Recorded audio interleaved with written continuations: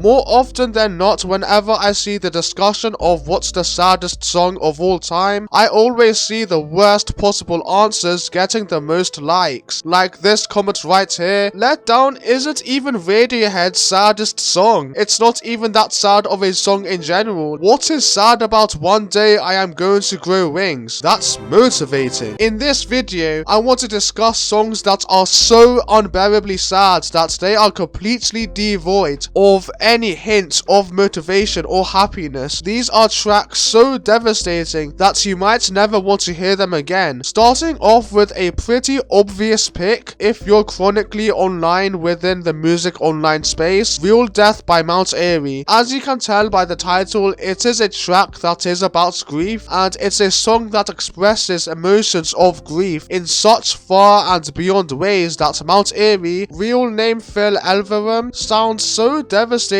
on the mic you can closely feel how crushed he is through his emotionless voice alone. To give some context, this song is the opening track to his album A Crow Looked at Me, often regarded as one of the saddest albums ever made, due to it being 11 songs all dedicated to Phil's wife, who unfortunately passed away from cancer. The album offers such a gut-wrenching realistic view of someone's experience with grief that people have questioned whether it is really music at all or just audio of someone's own expressions, thoughts and feelings about the death of someone they loved so much. The album often sounds more like Phil is reading out these gut-punching poems over a guitar rather than singing them. He's not pulling out some catchy melodies or anything. It's an album to experience rather than to enjoy. There are tons of gut-wrenching lyrics all across this album, but the ones that I feel are the most devastating are towards the end of the song, where he says, "I go downstairs and outside you still get mail. A week after you died, a package with your name on it came, and inside was a gift for our daughter you had ordered in secret, and collapsed there on the front steps. I wailed. It doesn't stop there. A backpack for when she goes to school a couple years from now. You were thinking ahead to a future you must have known deep down would not include you. Though you clawed at the cliff you were sliding down, being swallowed into a silence that's bottomless and real." The rest of the song essentially has Phil talking about how after experiencing someone close to him actually dying, his perspective on death in general has changed, stating that it's too real and serious and no art out there is enough to capture how it genuinely feels to experience real life grief. The second track on the album, which follows this one, is called Seaweed and is a little more uplifting, as it has Phil recalling precious moments and the little things his wife used to do, but Real Death is just straight up heart-wrenching and there are no precious moments in it really. And bear in mind, this is arguably not even the saddest song in this video. Continuing on with songs about grief, the next artist I'll be talking about is Sufjan Stevens. He has multiple songs that are soul-crushing and I can't decide which one is the saddest, so I will go over two of my top contenders, even though this man literally has an entire very sad album about the passing of his mother called Carrie and Lowell. The first song of his that I will be talking about is actually not from that album. To me, I've always thought Casimir Pulaski Day from his most popular album Illinois was the song that I found to be possibly the saddest in his entire catalogue, or at least the one that crushes me the most. The song is about the events surrounding the passing of a close friend, and even after their death, Sufjan still hangs on to his last bits of hope, still in shock that his friend is really gone. And while the entire Carrie and Lowell album is an incredibly devastating listen, I'm unsure if there's a lyric on that album that is sadder than "Tuesday nights at the Bible study, we lift our hands and pray over your body, but nothing ever happens." Now, to talk about the saddest songs on Carrie and Lowell, 4th of July stands out as the most obvious pick. Not only is it the saddest sounding track on the album, with the ultra gloomy instrumental and lonely sounding piano keys throughout, but the lyrics are also the most direct in addressing the death of his mother, more so than the other songs on the album. Sufjan illustrates imagery of wrapping her in clothes off the literal moments of him having to say goodbye to her, and even ends the song stating that we're all gonna die. But much of the lyrics to this track seem to be about the literal moment when she passed away at the hospital and how Sufjan felt at that moment, which just makes the track so much more crushing in that sense because of how real and vivid the memory is. And since we are already on the topic of Sufjan Stevens, it only makes sense to talk about the legend who has heavily influenced Sufjan's music, as well as countless other indie folk musicians around today. Elliott Smith, nearly his entire catalogue is straight up sad music, so there really isn't a definitive answer to what his saddest song is. For me personally though, The Biggest Lie stands out as possibly the most obvious choice, since it is arguably the darkest choice. The track addresses a topic so serious and depressing that I don't think I can even openly state what it's about without being demonetized, but to describe it in a more tame way than it actually is, it's essentially Elliott singing directly to a very close friend right before leaving the world in his own hands. Elliott acknowledges the fact that the friend he's singing to has done everything they could to prevent Elliott's broken mental state, but unfortunately the suffering was too much. Another depressing song that follows this same topic is You by Kendrick Lamar, but expressed in a very different way, as it has Kendrick tearing himself apart through a third-person perspective, essentially crying out all the reasons why he believes he shouldn't be on Earth anymore. It takes this topic to a more extreme extent because while Elliott's track The Biggest Lie has him talking to a friend before leaving the planet, Kendrick here is convincing himself to leave the planet. Kendrick even says that even God would straight up say to him that he failed as a person. There are even sound effects of the bottle of alcohol he is holding, swishing and moving. It's one of the most intense performances that a rapper has ever done in the studio, and just generally one of the saddest rap songs of the 2010s and arguably of all time too. The next track I will be talking about is Strange Fruit, a classic song that has been covered by many musicians over the years since the poem first came to life, but the Nina Simone version is the one that I feel is the most devastating out of all the ones I've heard. The poem of Strange Fruit is already sad on its own, as it describes the imagery of the lynchings of Black Americans that happened during the Jim Crow era. The poem uses the metaphor of strange fruit hanging from trees to convey this traumatic event, likening it to how crows pluck at fruit, much like how birds also pluck at a decomposing body. Additionally, the imagery of blood on the leaves intensifies the track's disturbing, dark and soul-crushing impact. So the poem is also